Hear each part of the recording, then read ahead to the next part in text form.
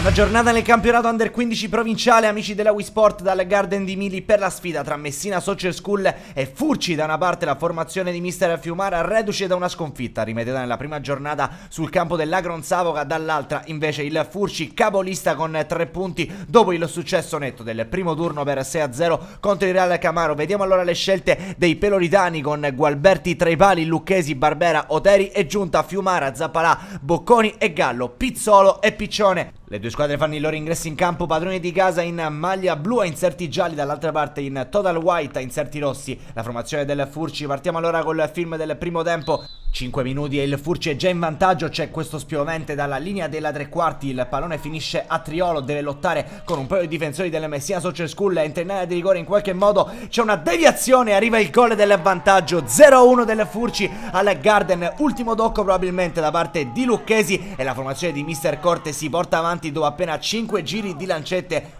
Si scatena in questa esultanza il numero 10 della formazione ospite al minuto 11, ancora Furci in avanti con il solito Triolo che cerca il pallone nel corridoio per Barca, che invece viene chiuso dalla difesa dei padroni di casa. Siamo al 20esimo, scorrendo con le nostre immagini, rimessa laterale, il pallone viene girato in area di rigore ancora da Triolo, facile preda dell'estremo difensore Gualberti. Minuto 28, c'è il cross da parte di Ciatto per Triolo, il pallone rimane lì, allontana Fiumara, provvidenziale per tenere a galla il Messina Social School. Minuto 30, azione insistita sull'asse Triolo Vavassori, ancora il numero 10 che si va a riprendere il pallone, prova a penetrare in area di rigore, viene rallentato, attenzione a Triolo, la giocata scavalca due avversari, in qualche modo fortunato anche nel rimpallo, mette dentro Vavassori, si gira, un bellissimo gol, quello dello 0-2 del Furci, pallone che si stampa all'incrocio dei pali, non può nulla Gualberti, rivediamo qui, si gira perfettamente il numero 11 e mette la sfera sotto il 7. Siamo al minuto 32, c'è un calcio d'angolo ancora per la formazione di mister Corte, Arizzi prova a girare in area di rigore, Gualberti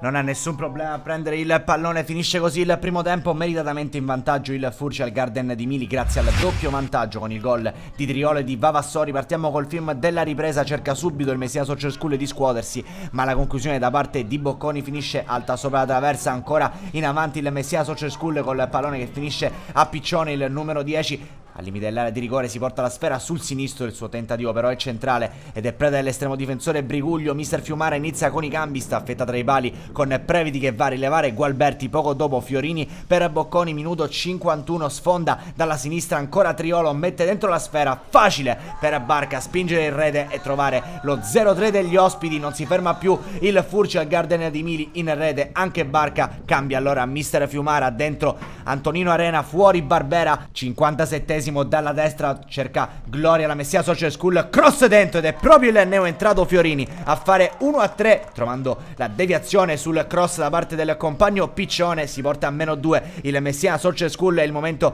di Cristian Arena e di Fiumano, angolo al 64esimo, ci prova Arizzi a cercare gloria personale, sfiora solamente la traversa, triplice fischio allora alla Garden di Mili. La seconda giornata si conclude così nel campionato Under 15 provinciale, il Furci batte per 3-1 il Messina Social School al Garden di Mili. Amici della Wii Sport, un cordiale saluto e alla prossima.